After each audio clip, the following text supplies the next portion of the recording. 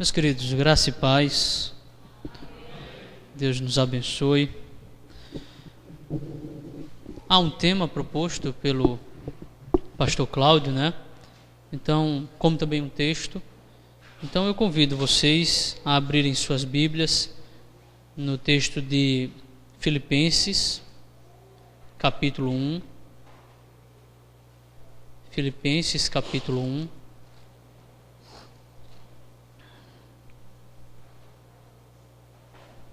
Do versículo 19 ao versículo 26.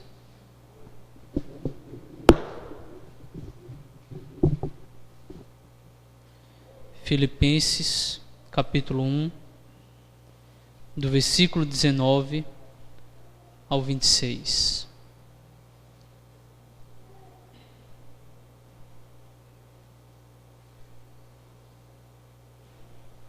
Todos abrimos. A palavra de Deus diz assim: porque estou certo de que isto mesmo, pela vossa súplica e pela provisão do Espírito de Jesus Cristo, me redundará em libertação, segundo a minha ardente expectativa e esperança de que em nada serei envergonhado. Antes, com toda a ousadia, como sempre, também agora, será Cristo engrandecido no meu corpo, quer pela vida, quer pela morte. Porquanto, para mim, o viver é Cristo e o morrer é lucro. Entretanto, se o viver na carne traz fruto para o meu trabalho, já não sei o que hei de escolher. Ora, de um e outro lado estou constrangido, tendo o desejo de partir e estar com Cristo, o que é incomparavelmente melhor.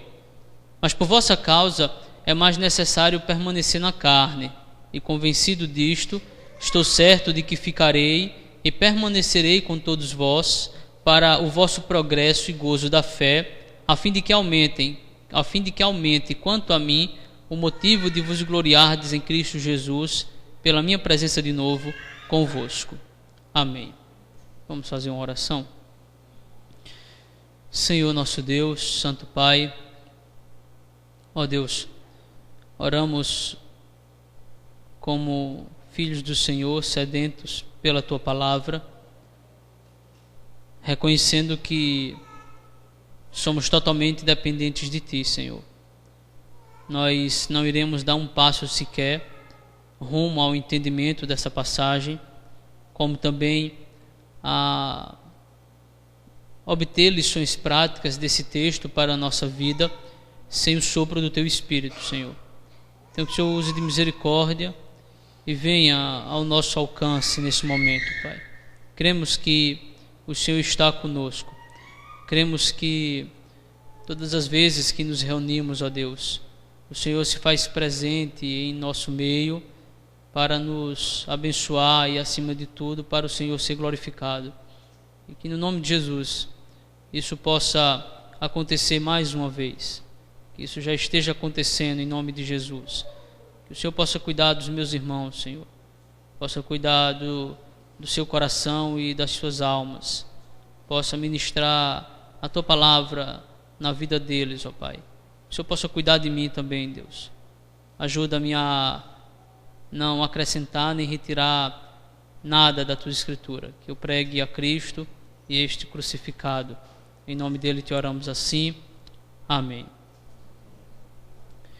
Irmãos, vocês já começaram a estudar a Epístola aos Filipenses, já estudaram aí, me parece que por 2 ocasiões, não é isso?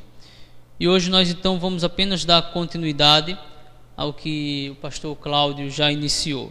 Quando a gente vai estudar essa próxima sessão, capítulo 1, do versículo 19 ao 26, nós precisamos nos achegar a ela com uma convicção, a de que ela é uma explicação de Paulo para aquele otimismo que ele demonstrou na sessão anterior. Vamos rapidamente, pelo menos, tentar entender o que é que Paulo fez até o momento em que nos encontramos. Primeiramente, nos versículos 1 e 2, nós temos aquele pequeno prefácio. Em seguida, do versículo 3 ao versículo 1, Paulo faz uma oração impressionante, em que ele agradece, rende ações de graças a Deus, mas também pede.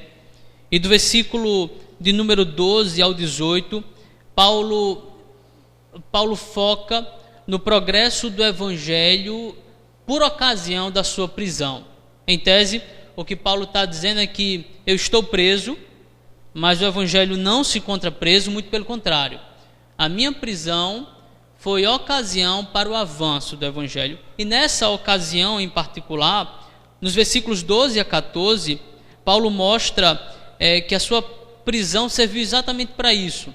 Serviu para que o Evangelho avançasse. Mas em seguida, nos versículos 15 a 17, ele fala daqueles dois grupos que pregavam Cristo, que pregavam, digamos assim, o Evangelho, mas pregavam com motivações opostas. Um deles, inclusive, com a motivação de prejudicar Paulo ou o ministério de Paulo. Tendo dito isso, então, no versículo 18, de acordo com o nosso apóstolo, com o apóstolo Paulo, isso não o entristecia.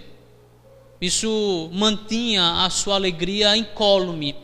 Ele não tinha a sua alegria cristã abalada, porque pessoas pregavam a Cristo com o objetivo de prejudicar a pessoa de Paulo. Muito pelo contrário. Ele se alegrava por uma razão específica. Qual era a razão? A de que Cristo estava sendo pregado. Guarde isso na mente. Guarda isso na mente. Paulo saiu de Filipos. Paulo se encontra na prisão, num lugar lúgubre, num lugar solitário, de penumbras, totalmente propício a algum tipo de depressão e coisas desse tipo. Paulo faz uma reflexão sobre o seu ministério e campo lá de Filipos.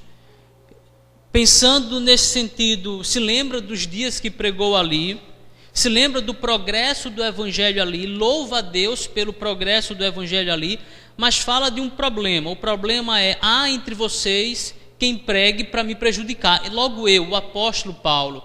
Mas isso não me entristece. Isso me dá alegria pela razão de que o que me importa é que Cristo está sendo glorificado. Perceba que com isso a gente já pode tirar um princípio para a nossa vida. O princípio de que a minha alegria e a sua alegria não pode se resumir a questões circunstanciais. Há circunstâncias difíceis de serem enfrentadas, não é verdade? Há ocasiões desesperadoras, por assim dizer. Mas o que Paulo mostra no ambiente em que estava, na condição em que se encontrava, mas ainda assim alegre por ver Cristo avançando em decorrência de pregações motivadas não biblicamente, isso ainda era motivo de alegria para ele. A seção que eu quero trabalhar com vocês, do versículo 19 a 26, é onde Paulo explica porque ele era tão otimista assim. É onde Paulo mostra por que ele não se entristecia por causa disso. E meus irmãos, eu vou falar para vocês, se há algo no ministério de um pregador, pessoas querendo lhe prejudicar. Isto é, se alguém é um pregador de fato piedoso, cujo interesse não é a sua própria promoção, mas a promoção de Cristo, ele encontra em algumas ocasiões aqueles que lhe tentam prejudicar, e esse prejuízo nos entristece. Eu posso dizer isso em particular. Certamente o pastor Cláudio tem experiências dessa natureza. Como pecadores que somos, aqueles que se levantam entre nós e tentam nos prejudicar, abalam em algumas vezes a nossa fé. Mas Paulo não. Paulo tem os olhos bem abertos. Paulo tem o seu coração muito bem definido no que se refere aos seus sentimentos. E ele, ainda que sofrendo algum tipo de prejuízo, ele diz: eu estou otimista. Eu me sinto alegre.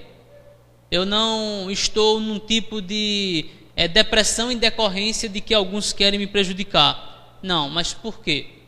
Como eu quero demonstrar para vocês, essas razões que não entristecem Paulo têm a ver com a glória de Cristo.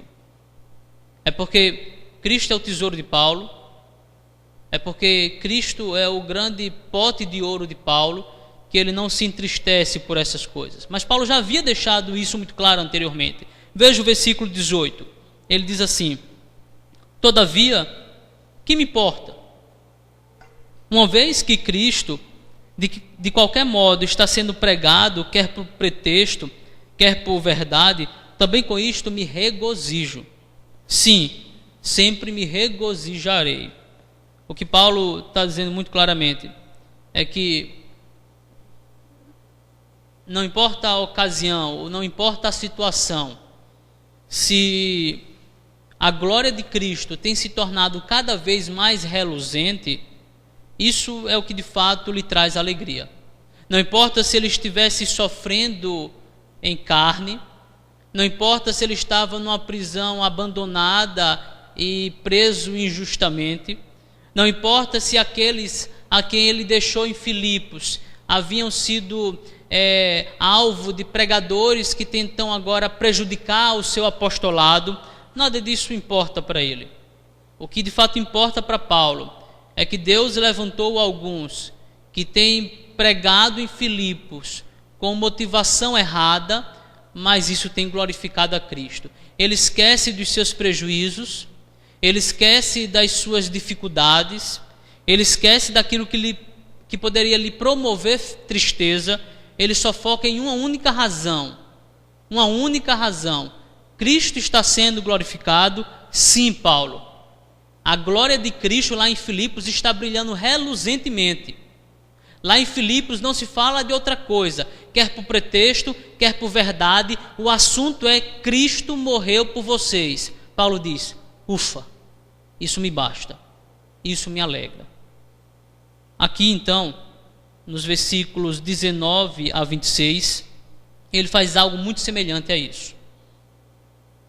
Ele vai dizer mais ou menos assim: se a glória de Cristo está cada vez brilhando fortemente, se cada vez mais Cristo está se tornando conhecido, não importa. Quer eu morra, quer eu viva, quer eu esteja em vida, não importa. O que importa é que a glória de Cristo se torne reluzente. Sendo assim, eu quero atribuir um tema para a minha exposição nessa noite, irmãos. A alegria do cristão deve ser dirigida pela expectativa de Cristo glorificado. Vou repetir. A alegria do cristão deve ser dirigida pela expectativa de Cristo glorificado. Primeiramente, então, quero ver com vocês os versículos 19 e 20, que é quando Paulo lembra lá do que ele disse no versículo 18, de que não importa para ele, ele está alegre, para ele então, nos versículos 19 e 20, explicar o motivo da sua alegria. Preste atenção. Primeiramente, o versículo 19. Lá no versículo 18, ele encerrou com uma afirmação taxativa. A afirmação taxativa foi: eu sempre me alegrarei, eu não me entristecerei, eu manterei a minha alegria incólume, como eu falei. E agora, a partir do versículo 19, ele dá as razões, ele explica o motivo dessa sua alegria perene. E o motivo é muito simples. Aquela oposição que ele sofria lá em Filipos, mesmo que à distância, aquela oposição, Paulo tinha convicção, seria transformada num desígnio contrário. Paulo seria liberto, Paulo seria salvo. Vejam só o que Paulo está dizendo. De algum modo ele tem uma convicção. E as convicções de Paulo são sempre convicções que justificam novas convicções. A primeira convicção é: eu não me importo que Cristo seja pregado, quer por pretexto, quer por verdade, que ele seja pregado. É nisso que eu me alegrarei. E então isso lhe fornece essa outra convicção: eu me manterei sempre alegre. Tudo posso naquele que me fortalece, diria Paulo. Eu não serei abalado em minha alegria cristã pelas questões circunstanciais da vida. Eu serei alegre, eu sou alegre. Isso lhe fornece uma outra convicção, talvez essa inspirada pelo Espírito Santo, que Paulo seria liberto, ainda que alguns pregadores tentassem lhe prejudicar. Por que Paulo tem essa convicção? Qual a razão de Paulo dizer categoricamente: eu vou ser liberto da prisão, eu vou ser salvo dessa situação? O versículo 19 e 20 nos explicam. Primeiramente, por um fator, é que os crentes de Filipos estavam orando por Paulo. Perceba que Paulo está dizendo, em outras palavras, o seguinte: eu estou alegre, não se preocupem comigo. Eu tenho sofrido prejuízos porque alguns têm tentado macular o meu apostolado entre vocês. Mas não se preocupe comigo, eu estou feliz, afinal de contas Cristo está sendo pregado e isso me basta.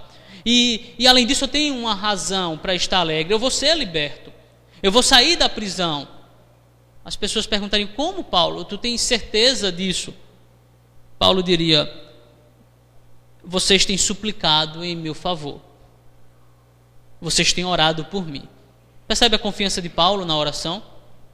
É claro que isso também é uma motivação que Paulo proporciona aos crentes de Filipos, a eles mesmos orarem. Mas você percebe a confiança de Paulo na oração? Vocês têm orado por mim, filipenses? Eles diriam: temos orado. Então não se preocupe, eu serei liberto. Mas há uma segunda razão. Nessa primeira razão, Paulo atribui à oração dos filipenses um dos motivos dele não se sentir abalado porque ele seria liberto. Mas o segundo motivo, a segunda razão, está também aí no versículo 19. Paulo diz que Deus, por meio do Espírito Santo, do Espírito de Jesus Cristo, vai dizer Paulo, proporcionaria uma providência para essa libertação. Paulo une aquelas coisas que a gente pensa que não são, que não é possível unir-se. De um lado, a responsabilidade humana, a oração dos filipenses. Do outro lado, a soberania de Deus, que é a resposta de Deus às orações dos filipenses. Paulo está dizendo assim: vocês têm orado por mim? Sim, Paulo, temos orado por você. Então eu tenho convicção de que serei liberto, por isso me alegro também. E porque Deus responderá a orações de vocês. Essa palavra que você vê aí no versículo 19, pela provisão, a palavra provisão, dá a ideia de algo que seria fornecido, que era uma grande necessidade e seria fornecido abundantemente. A ideia é que Paulo não tem dúvidas disso. Paulo não tem sombras de dúvidas de que ele será liberto porque Deus lhe proporcionará. Então a ideia é mais ou menos a seguinte: filipenses, não se entristeçam porque eu não estou triste. Se alegrem porque eu estou alegre. E a minha alegria se deve a uma convicção que eu tenho. A minha convicção é que, embora alguns queiram me destruir, transformando o meu apostolado em vergonha, embora alguns se oponham a mim dentre vocês, eu creio que esta oposição será transformada em salvação para a minha vida, por meio da oração de vocês, que será respondida pela provisão do Espírito Santo. Ou como Calvino coloca, o que é maravilhoso: pelo fornecimento do Espírito, vocês, filipenses, me ajudarão em oração a ser salvos, a ser salvo. Nesse caso, como diz Calvino, é como se Paulo tivesse uma certeza espiritual, que primeiramente as nossas orações são importantes, diria eu essenciais, mas que a provisão ou a resposta de Deus a essas orações é, na verdade, a causa eficiente da alegria de Paulo. É como alguém que precisa de uma graça especial e se põe a orar com uma convicção de que Deus lhe responderá a oração. E esse ato de fé de orar, ele não apenas faz o indivíduo olhar lá para o futuro, quando Deus, pela sua graça, provavelmente responderá a sua oração, mas lhe proporciona uma graça especial agora, quando ele recebe a convicção de que ele deve se alegrar no Senhor, ainda que na circunstância em que ele se encontre. É isso que está acontecendo com Paulo, preso, em lugares horríveis de ser mantido, abandonado por alguns. Essa é a primeira prisão, não é tão dramática quanto a segunda, mas certamente dramática em algum sentido.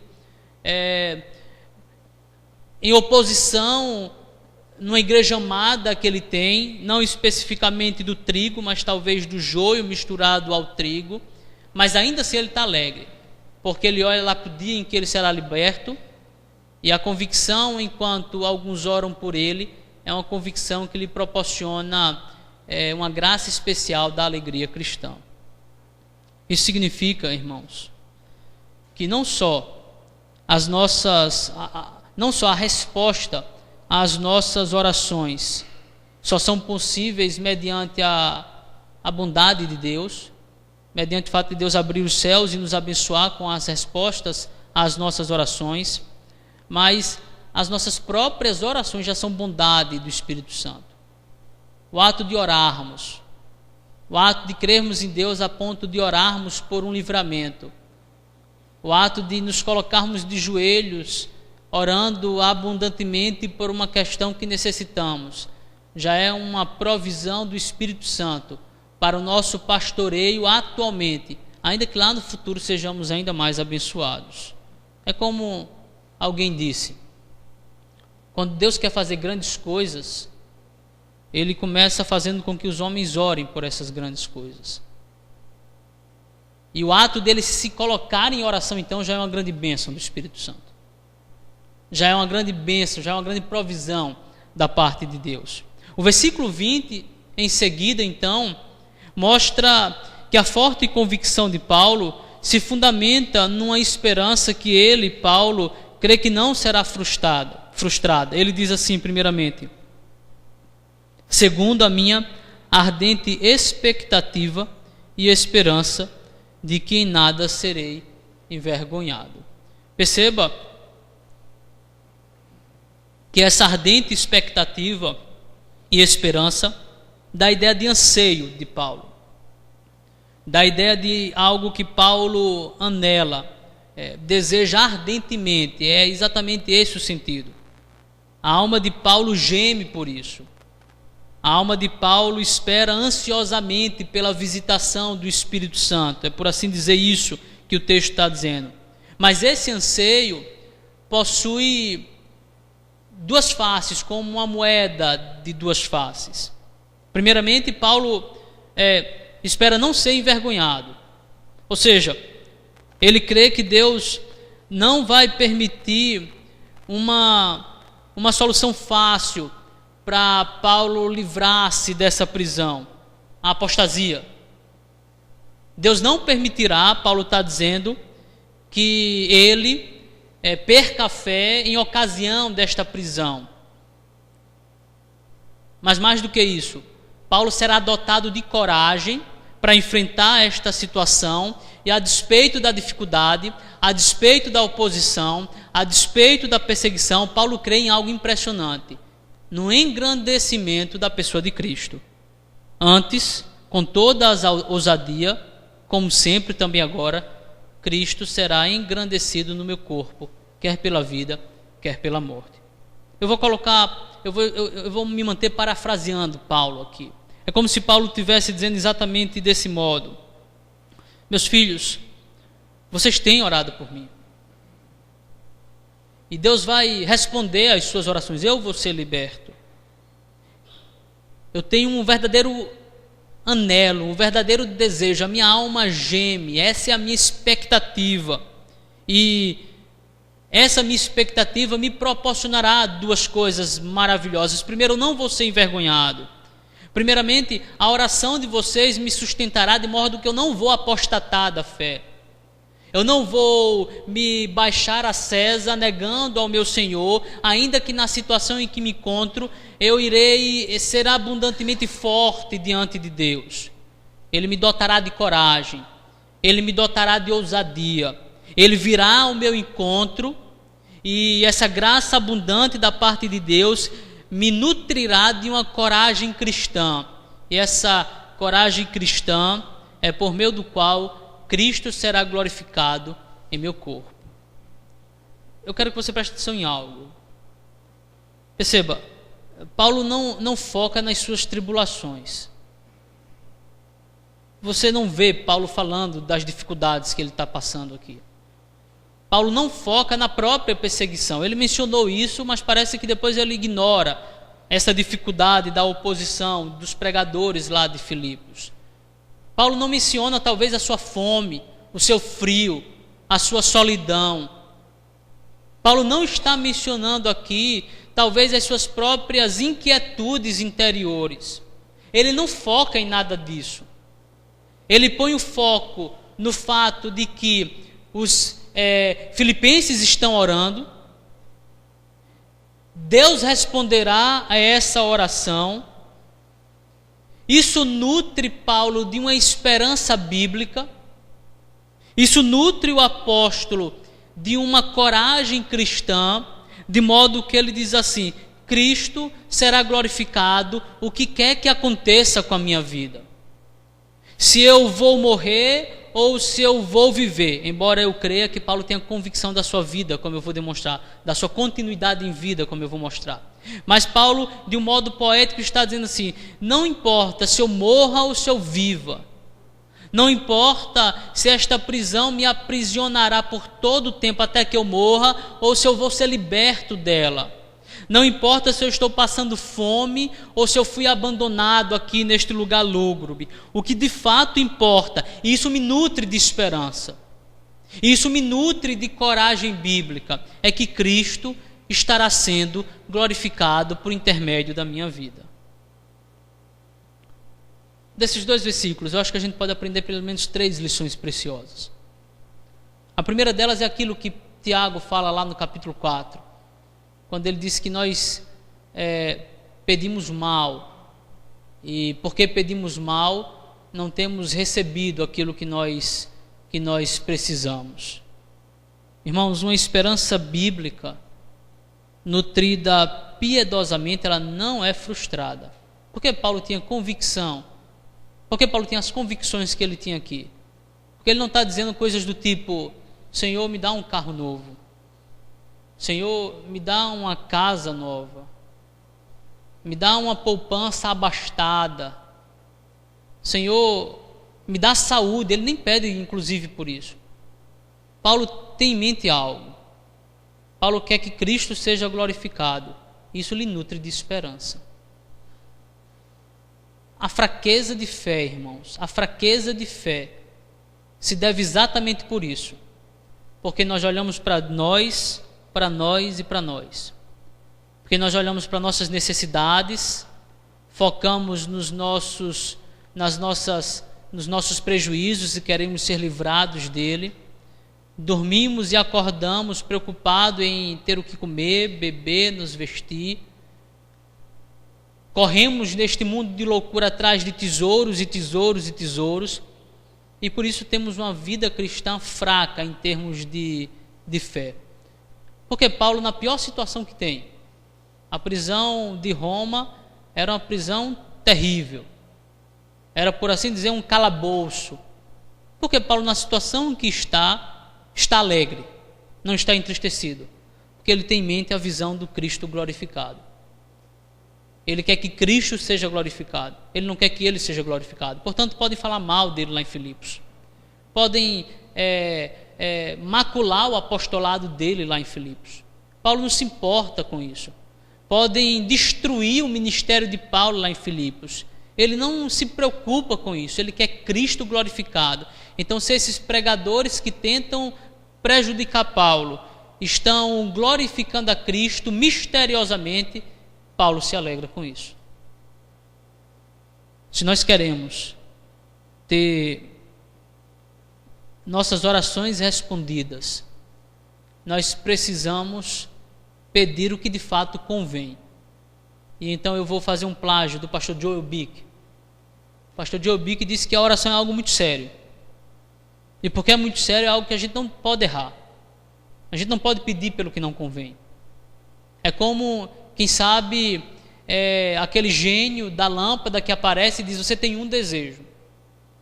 Então, é algo de fato de imprescindível importância. Eu preciso pedir a coisa certa. Eu não posso errar no meu pedido. E Joe Bick diz, então tem uma coisa que você pode pedir e nunca vai errar. Porque pode ser que Deus não queira lhe dar saúde ao corpo. Então você pedir por saúde, pode ser que Deus não lhe dê saúde. Pode ser que Deus não lhe dê o carro que você quer, a casa que você quer, a profissão que você quer, a circunstância de vida que você quer. Mas tem uma coisa que Deus quer que você peça e Ele lhe dará se você pedir. O quê? Você ser um cristão fiel. Você poder avançar na qualidade da sua vida cristã. Você ter como tesouro, portanto, Cristo. O verdadeiro tesouro para a sua alma, Cristo. E se você pedir por isso, Deus lhe concederá. É por isso que Paulo tem alegria. É por isso que eu acredito que nós, quando pedimos a coisa certa, recebemos a coisa certa, e como Deus é o Deus da abundância, nos dá também outras coisas, como que refúgio diante daquela que é a nossa petição prioritária. Mas é isso que está acontecendo com Paulo aqui. Mas em segundo lugar, a gente também aprende, irmãos, com isso, que o medo não pode ser a regra da nossa vida. A coragem cristã, a ousadia espiritual é o que deve fazer com que continuemos nosso curso de vida. A igreja de hoje em dia é uma igreja medrosa, né? É uma igreja acanhada, é uma igreja resguardada à sua timidez dessas quatro paredes. É uma igreja que não vai mais para o fronte de batalha, que não está mais lá na frente, nas primeiras tropas do exército que vão para o tudo ou nada. Mas é justamente por isso também. Paulo é alguém que não temia, pelo contrário, era corajoso. Ele fala isso, como eu demonstrei no versículo 20. E justamente por isso, irmãos, justamente por isso, ele teve a vida ministerial que teve. Se eu e você desejamos ser testemunhas fiéis da pessoa de Cristo, se eu e você desejamos tornar Cristo conhecido por nossas famílias, por nossos colegas de trabalho, não o medo, mas a coragem deve ser a regra das nossas vidas. E em terceiro lugar, se a vontade de Deus for o que ansiosamente, o que ardentemente nós temos como objetivo para as nossas vidas, como Paulo tinha, nós podemos esperar resultados impressionantes em nossas vidas. Deus é um Deus da teologia da prosperidade. Há uma teologia da prosperidade bíblica, não essa pregada pela mídia. Ali são sinagogas do diabo. Mas a verdadeira teologia da prosperidade é aquela do Salmo 1. É aquela que, se o indivíduo foge de ser como o ímpio e vive abundantemente lendo, meditando, se devotando, entrando em comunhão com Deus, Deus lhe proporciona prosperidade espiritual. O medo é retirado da sua alma, uma ousadia lhe é dada, você é fervoroso na sua vida diária em termos de vivência de religião, você não cede tão facilmente às tentações que se lhe apresentam, você é uma pessoa diferente. Mas por quê? Porque tendo Cristo glorificado como aquele que é o tesouro da sua vida, você faz a vontade de Deus, e essa vontade de Deus lhe proporciona frutos proveitosos em termos espirituais. No versículo 21, nós temos então Paulo explicando mais uma vez, e agora explicando a sua convicção dos versículos 19 e 20. Eu vou pedir para que algum irmão leia esse breve versículo, o versículo 21.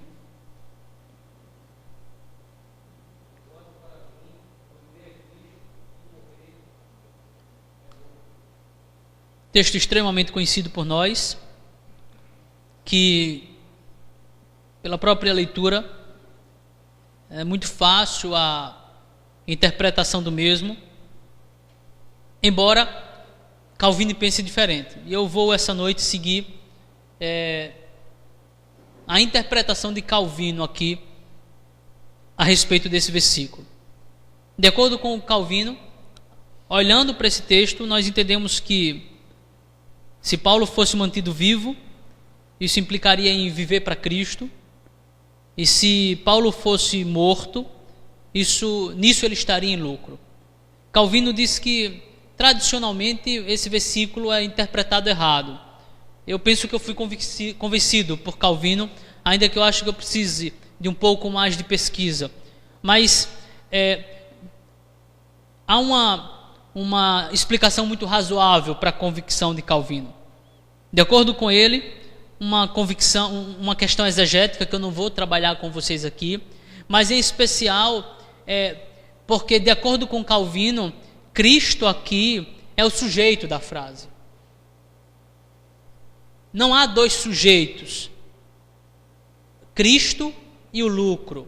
Só há um sujeito, Cristo, o sujeito do versículo 21.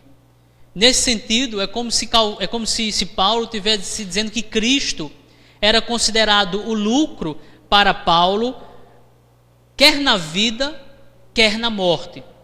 A tradução poderia ficar algo próxima disso aqui. Porque, para mim, o viver em Cristo e o morrer é lucro. Não sei se você vê desse modo, mas parece que isso se encaixa mais perfeitamente como uma peça no quebra-cabeça. Paulo está mantendo essa convicção de duas coisas que para ele não importa. O que importa é que ele está convicto da sua realidade espiritual. O versículo 21 se encaixa muito bem nisso. É como se Paulo dissesse que é indiferente para ele. É, por assim dizer, a mesma coisa. Tanto faz se ele viver, tanto faz se ele morrer, porque possuindo Paulo Cristo, ele tem ambas as coisas, vida e morte, como lucro. Paulo poderia até dizer isso para nós, literalmente: não importa para mim. Não importa se eu estou sendo mal falado em Filipos. Eu tenho uma convicção. Eu serei liberto. Vocês têm orado por mim, afinal. Deus abençoará a oração de vocês, afinal. Isso me faz arder por essa realidade. Eu tenho uma grande expectativa por isso. É por isso que eu não tenho medo. Eu não vou ser envergonhado. Eu me manterei firme na fé, com ousadia a ponto de Cristo ser glorificado, quer na minha vida, quer na minha morte. Inclusive porque eu não me importo, diria Paulo. Quer morto, quer vivo, eu estou no lucro. Quer morto, quer vivo, eu estou no lucro. Mas por quê? Quer morto, quer vivo, Paulo estaria no lucro? Por causa de Cristo. Paulo estaria afirmando, irmãos, que a sua convicção dos versículos 19 e 20, cujo fundamento é a expectativa e a esperança lá do versículo 20, tem uma explicação. A explicação é: Cristo é o meu verdadeiro tesouro. Não me importo se vou morrer. Eu não me importo se vou viver. Eu não me importo se falam mal ou bem de mim entre vocês. Eu não me importo se estão tentando ou não destruir a minha imagem ministerial. Eu só me importo com uma coisa: Cristo é meu. Cristo é meu. E porque Cristo é meu, se eu estiver vivo, se eu estiver morto, eu estou no lucro.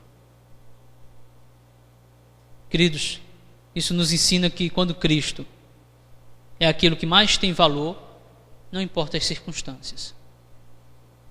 Posso estar em meio a um câncer terminal.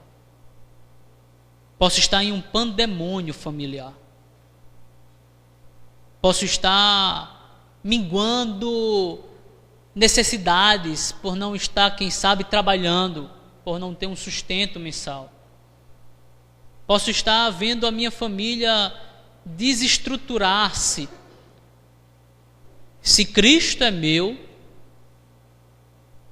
se meu objetivo de vida é tornar Cristo por meio da minha vida ou por meio da minha morte, por meio da minha saúde ou da minha doença, por meio da minha bonança ou da falta de tudo, se o que me importa é tornar Cristo engrandecido na minha vida, tudo é lucro. Tudo é lucro. É como diz John Piper: Cristo é mais glorificado em nós quando nós somos mais satisfeitos nele. Logo, se eu me satisfaço mais no que dá na bênção do que no que dá a bênção, Cristo não é tão glorificado em minha vida. Mas se a minha glória e o meu louvor é ver o meu Deus glorificado, o doador das bênçãos, e não as bênçãos propriamente dita, então a minha vida está dando o devido valor a Cristo, e isso é o que deve nos importar.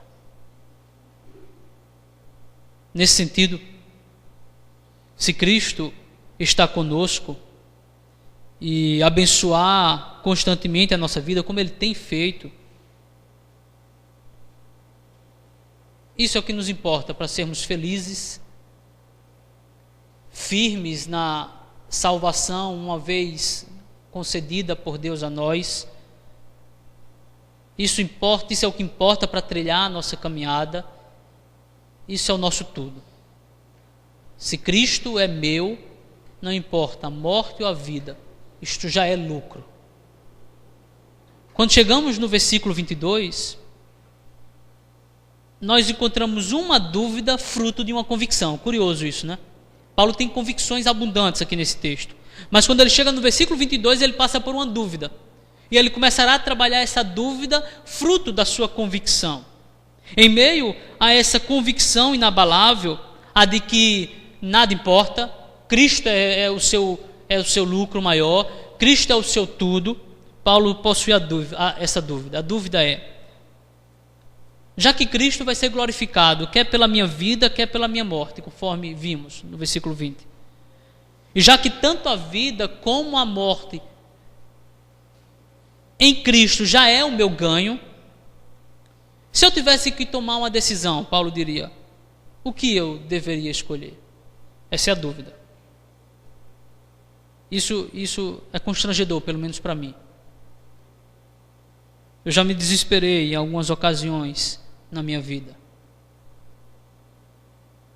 Todos nós, em algum momento de vida, em algum momento de dificuldade, desesperamos da vida ou da morte.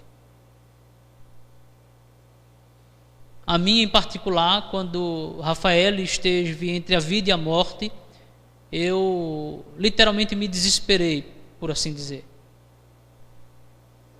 E isso não é incomum para nós pecadores. O sofrimento, vez por outra, arrebata a nossa fé. O sofrimento, em algumas ocasiões, esmaga a nossa alegria cristã.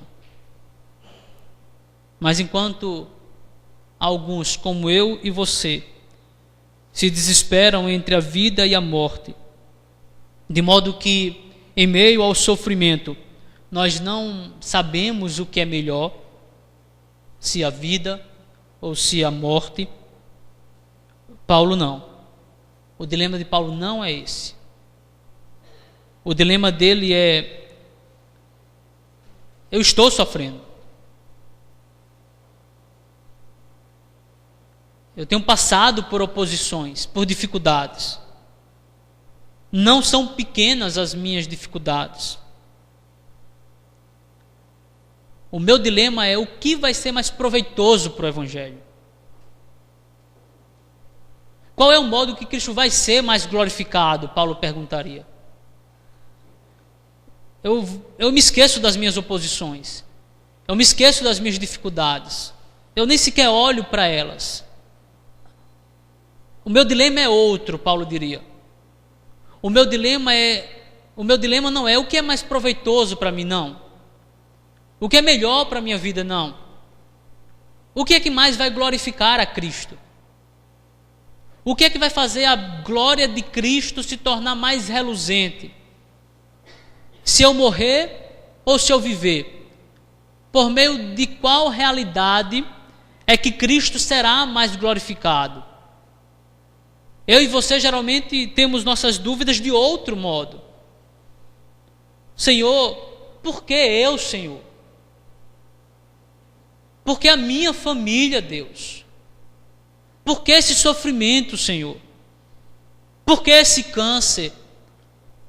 Por que essa dificuldade financeira, enfim? Por que essas circunstâncias de vida, Senhor? Paulo não tem esse tipo de dilema. O dilema de Paulo é: Senhor, em que situação Cristo vai ser mais glorificado? Na minha morte ou na minha vida? Na minha manutenção na prisão ou na minha soltura da prisão?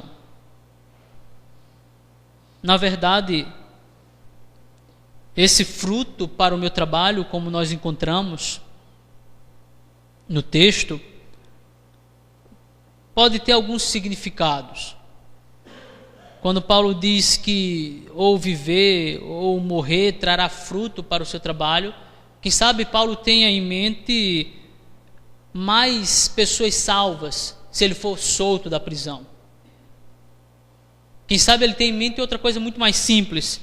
Quem sabe ele tem em mente a própria igreja de Filipos e outras sendo edificadas quando ele for solto e ele puder pregar mais lá. Quem sabe ele tem em mente os próprios filipenses, que quando verem Paulo sendo soltos vão glorificar a Cristo, e então isso de fato irá tornar a glória de Cristo mais reluzente. Não sabemos o que é esse fruto para o meu trabalho, mas o que de fato importa é isso. Paulo está dizendo: o que glorificará mais o meu Salvador? O que tornará Cristo mais abundantemente glorificado? É exatamente isso que eu quero. O meu dilema é esse dilema, e a resposta para esse meu dilema é: eu quero aquilo pelo qual Cristo vai ser mais glorificado. Nos versículos 23 e 24, esse dilema continua. Ora, de um e outro lado estou constrangido, diz Paulo, tendo desejo de partir e estar com Cristo, o que é incomparavelmente melhor, mas por vossa causa é mais necessário permanecer na carne. Paulo está numa espécie de beco sem saída, numa saia justa, numa sinuca de bico. Por um lado, seu desejo é aquele piedoso desejo de todo verdadeiro crente de se encontrar com Cristo. Eu e você temos esse desejo. Eu e você queremos ver o nosso Salvador face a face. Eu quero beijar a face do meu noivo. Eu quero ver o meu Senhor.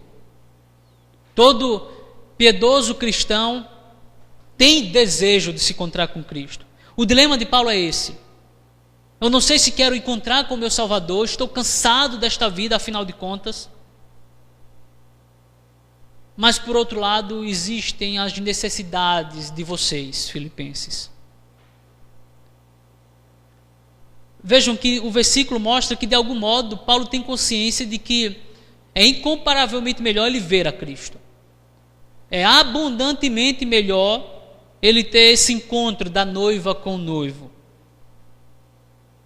Mas por que seria tão melhor assim? Eu vou usar um exercício de William Hendrickson, um comentarista que eu trabalhei, em que ele mostra por que seria para Paulo e para qualquer um muito melhor se encontrar com Cristo.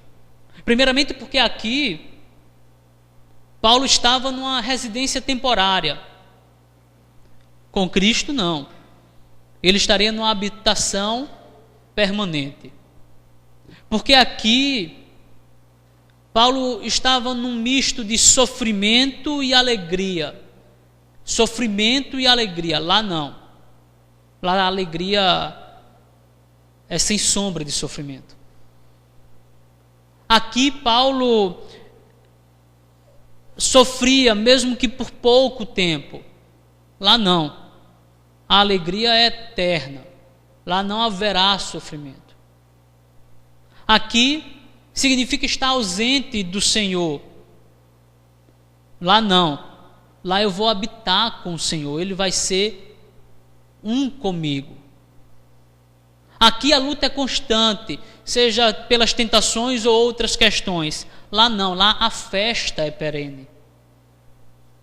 Aqui o pecado ainda me domina, eu ainda cedo a tentações. Lá não. O domínio da total libertação do pecado ocorrerá e nós seremos totalmente santos. Percebe que é muito melhor estar com Cristo? Ninguém negaria, portanto, isso. Portanto, Paulo está dizendo isso. Por um lado, eu quero estar com Cristo.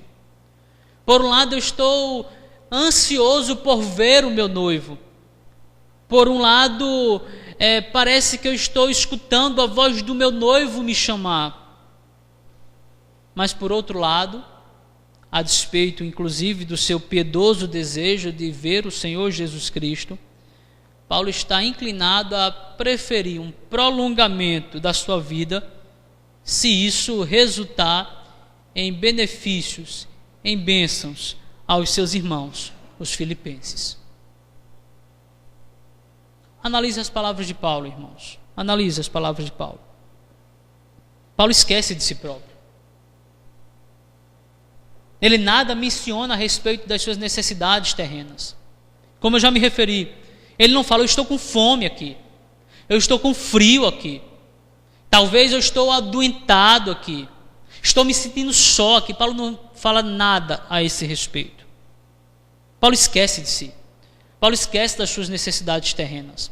Paulo esquece das suas necessidades da carne.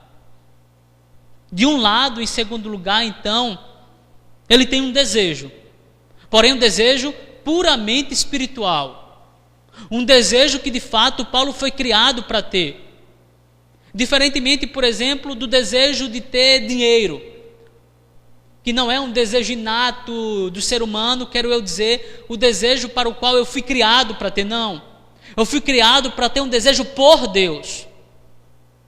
Eu fui criado para ter sede de Deus, fome de Deus. Este é um desejo de Paulo. Ele esquece de si próprio, primeiramente, depois ele fala de um desejo que ele tem, e esse desejo é um desejo puramente espiritual. É um desejo que reflete a piedade de Paulo, que reflete o amor dele a Deus, a primeira tábua da lei de Moisés. Mas, em segundo lugar, por outro lado, seu desejo é totalmente abnegado. Ele olha para os seus irmãos. Ele olha para os filipenses. Ele se lembra do amor ao próximo. Ele se lembra da segunda tábua da lei.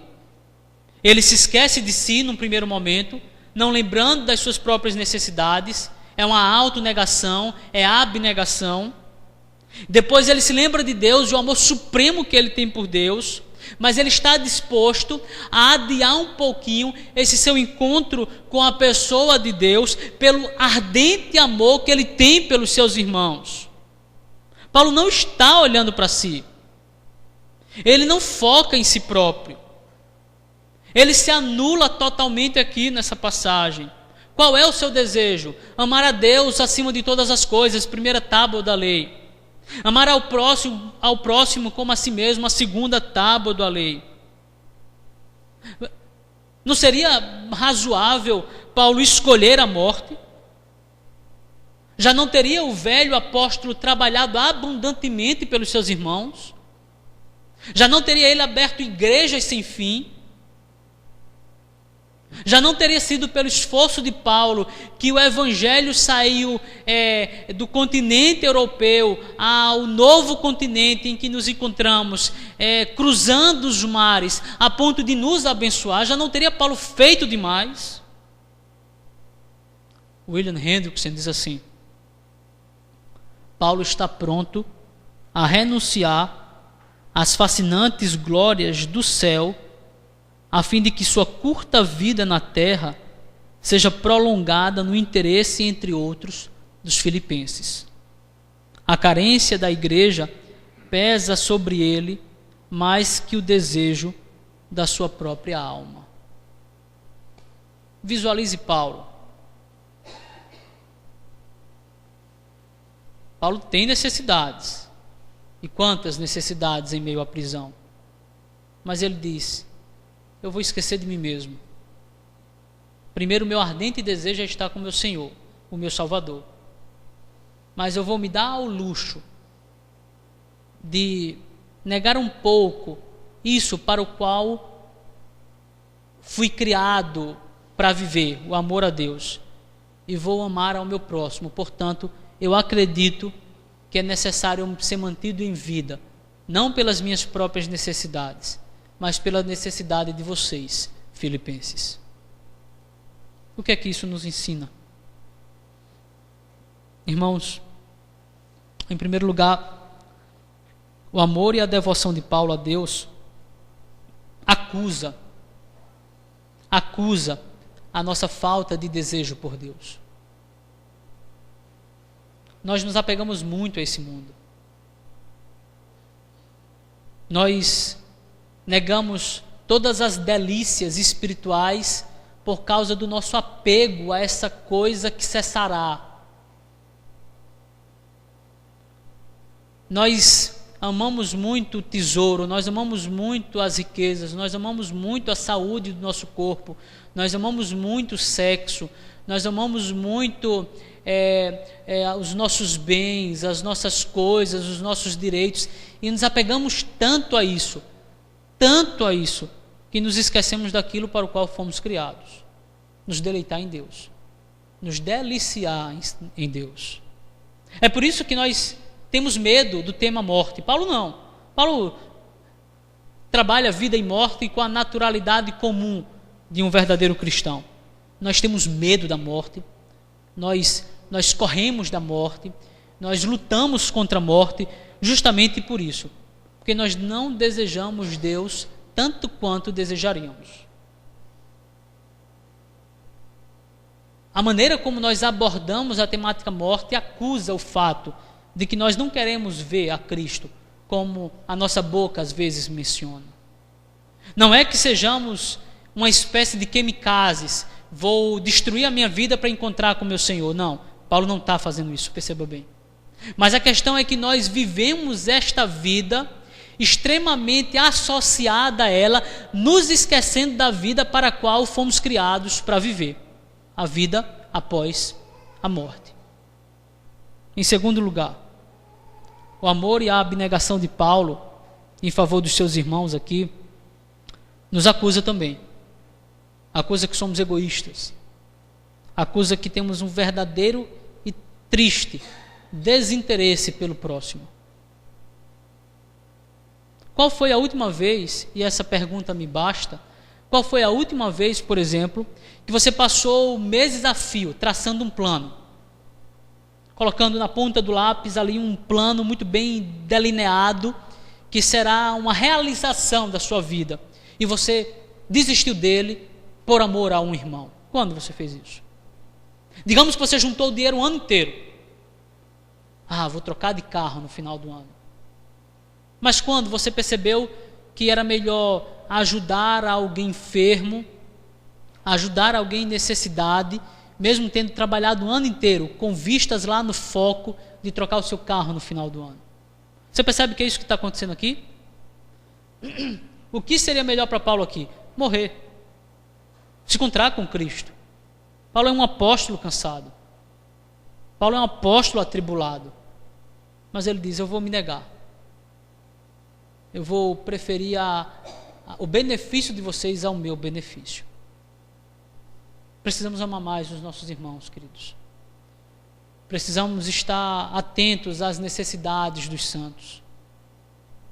Precisamos viver a realidade de sermos um e termos tudo em comum. Afinal de contas, se somos um corpo, e nesse sentido eu sou um membro, se há um outro membro em necessidade, essa é a minha necessidade. Se há um membro em sofrimento, esse é o meu sofrimento. É por isso que Paulo em outro lugar vai dizer: chorem com os que chorem, se alegrem com os que se alegrem. Por fim, e acima de tudo, a despeito da nossa falta de amor a Deus e ao próximo, Jesus é aquele que, porque amou a Deus perfeitamente, e porque amou ao próximo perfeitamente, é quem perfeitamente também nos apresenta a Deus como pecadores perdoados. Isto é, não amamos a Deus como convém, não amamos ao próximo como convém, mas meu objetivo não é desanimá-los, é encorajá-los. E como eu os encorajo? Fazendo-lhes olhar para a glória reluzente de Cristo. Cristo cumpriu a primeira tábua perfeitamente no lugar de vocês. Vocês eram pecadores, ímpios, inimigos de Deus quando Deus lhes amou. E Deus lhes amou primeiro porque em vida Cristo amou a Deus perfeitamente, lhes apresentando assim diante do Pai. Mas também Ele nos representou diante do Pai como aquele que cumpriu a segunda tábua perfeitamente no meu lugar e no seu lugar. Nós não nos amamos perfeitamente. Há intriga em nosso meio. Há ciúmes e invejas. Há mal falatório e coisas do tipo. Por que não somos consumidos agora pela ira de Deus em virtude desses nossos pecados? Porque Cristo, o glorioso Salvador, nos representou perfeitamente diante do Pai, cumprindo as duas tábuas da lei perfeitamente em nosso lugar. Chegando então nos versículos finais, versículos 25 e 26, nós encontramos aqui, mais uma vez, Paulo mencionando que o objetivo da sua vida é a glória de Cristo. Vou pedir que algum irmão leia, por favor, os versículos 25 e 26.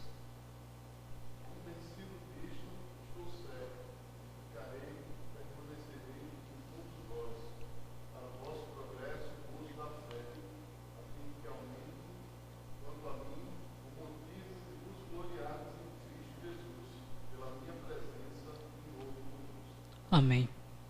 Convencido disto, diz Paulo. Mais uma convicção do apóstolo. Eu creio que o Espírito Santo tenha dado essa convicção a Paulo. A ideia é que Paulo tem algumas convicções aqui que ele não obteve com uma investigação minuciosa das coisas, não. Foi dádiva de Deus. Convencido disto, de toda essa realidade espiritual que ele estava mencionando, que o resumo dela toda é: eu acho que é melhor eu ser mantido em vida. Então, convencido disto tudo, estou certo de que ficarei e permanecerei com todos vós. Nessa primeira convicção, convicto disto, Paulo olha para os versículos anteriores, para tudo aquilo que ele havia falado até então. E dizendo depois, estou certo que é mais uma convicção, ele olha então para o que ele vai falar. E o que ele está dizendo é: eu serei mantido vivo. Eu acredito que eu serei mantido vivo. Deus responderá à oração de vocês. Deus será bondoso, me mantendo em vida para abençoar ainda mais a vida de vocês. Quais seriam, irmãos, os objetivos então dessa permanência em vida de Paulo?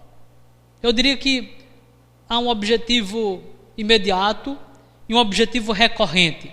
O objetivo imediato, Paulo vai deixar muito claro aí no final do versículo 25, é o progresso e gozo da fé. Paulo está dizendo: eu tenho várias convicções. Uma delas é que, ainda que viver ou morrer em Cristo me seja lucro, ainda que eu tenha uma dúvida a respeito do que é melhor, mais apropriado para mim nesse momento, ainda que eu passe por esse dilema, eu acho que seja melhor eu ser mantido em vida, eu o serei por causa de uma outra convicção. Essa segunda convicção é que, porque eu sendo mantido vivo, eu irei proporcionar a vocês, filipenses, progresso e gozo de fé. O meu ministério será ainda abençoador para vocês. Paulo, então, tem um outro santo interesse, o interesse de que os filipenses progridam cada vez mais, de que os filipenses avancem na sua vida espiritual, que eles cavem mais fundo, que eles mergulhem mais profundamente em uma vida de verdadeira devoção a Deus. E Paulo está dizendo assim: eu creio que eu ainda vou ser usado como instrumento para isso, eu vou ser uma ferramenta de Deus para isso, eu vou abençoar a vida de vocês ainda com o meu ministério. Perceba que esse é um santo objetivo. É um santo objetivo que favorecerá a outras pessoas. Portanto, Paulo continuará amando os seus irmãos. Ele não somente ama. Em sendo respondida às orações dos filipenses, Paulo continuará amando, agora não mais à distância, presentemente ensinando, doutrinando, confirmando a fé daqueles irmãos.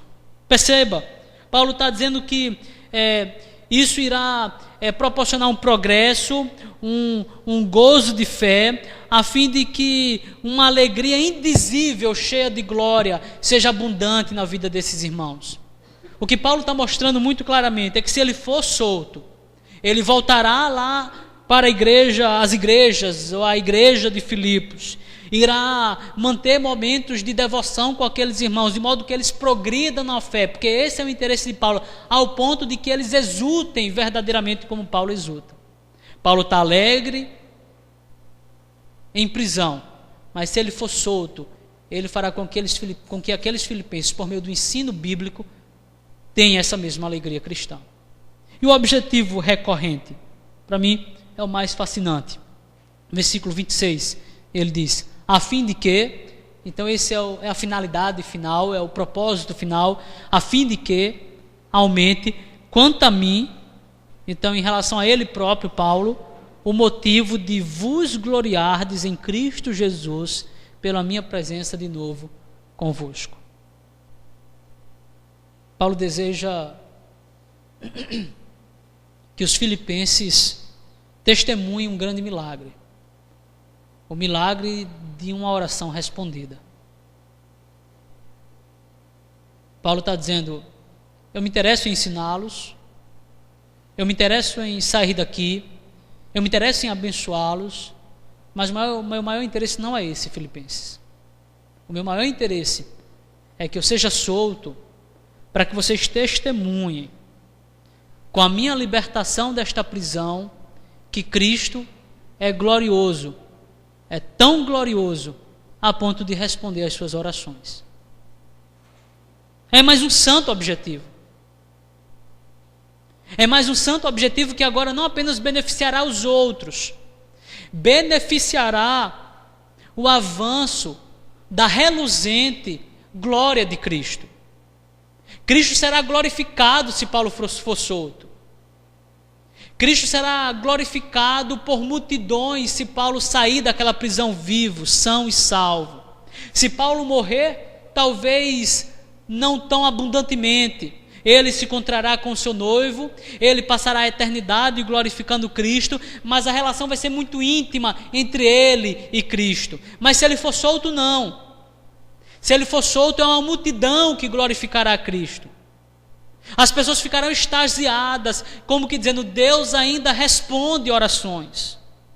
Cristo ainda é o Senhor da história, foi Ele quem soltou Paulo. É aquilo que os salmistas diziam no Antigo Testamento: Senhor, a sepultura não te louva, portanto me mantém vivo, para que eu, junto com a congregação, abra minha boca e te louve. Paulo está dizendo exatamente isso.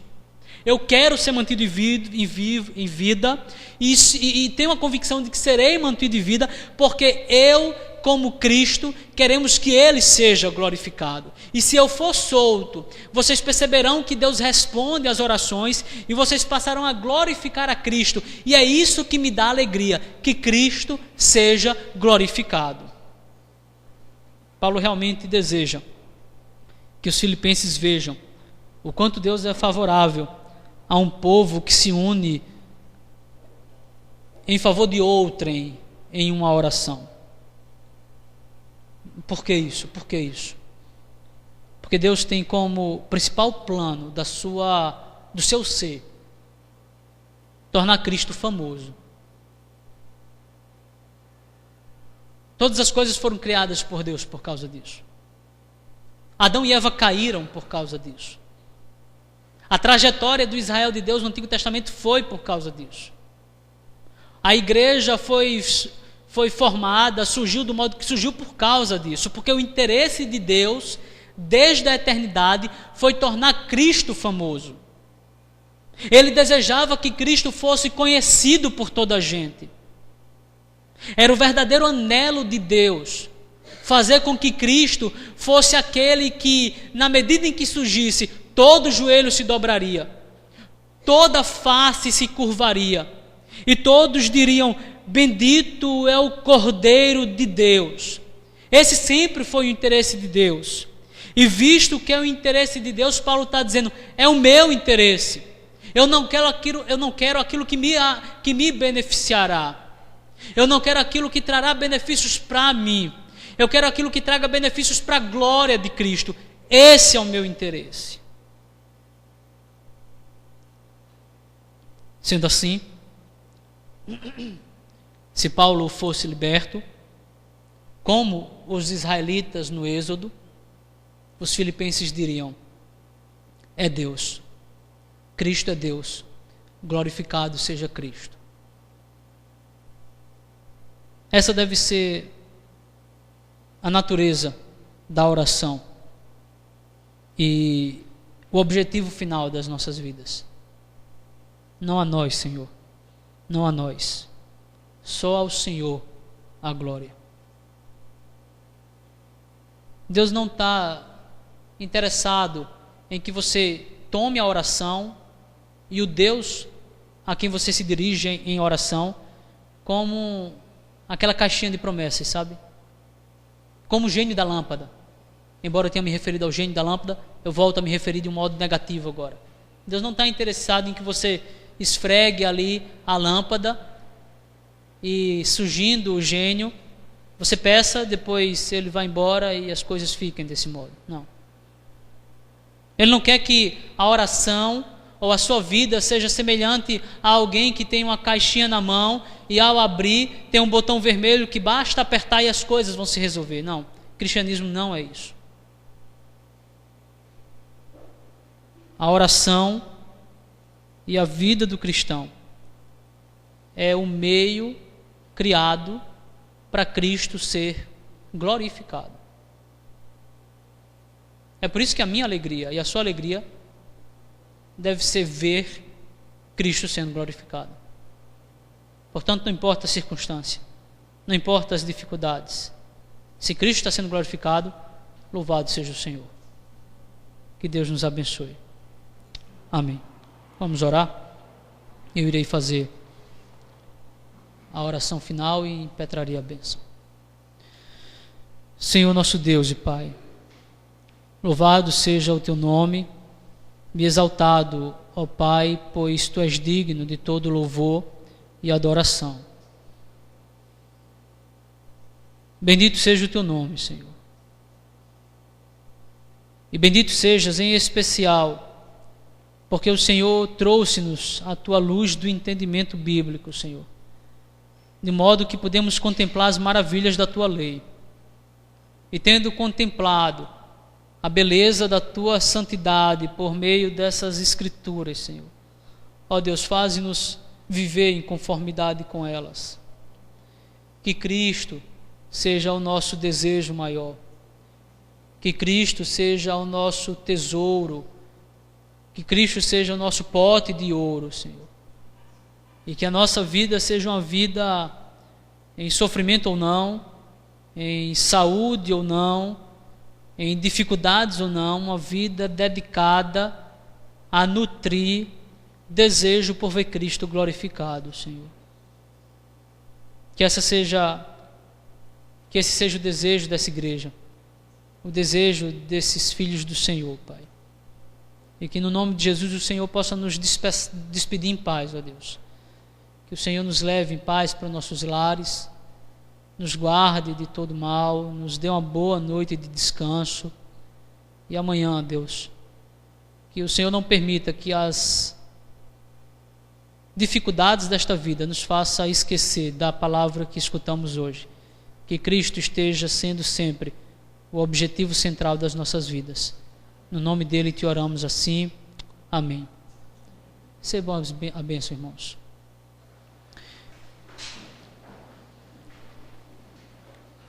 Queridos irmãos, que Deus possa abençoá-los e guardá-los, e que o amor de Deus, a graça de Cristo, do glorioso Cristo, e a comunhão do Espírito Santo estejam com vocês hoje e todos sempre. Amém. Amém.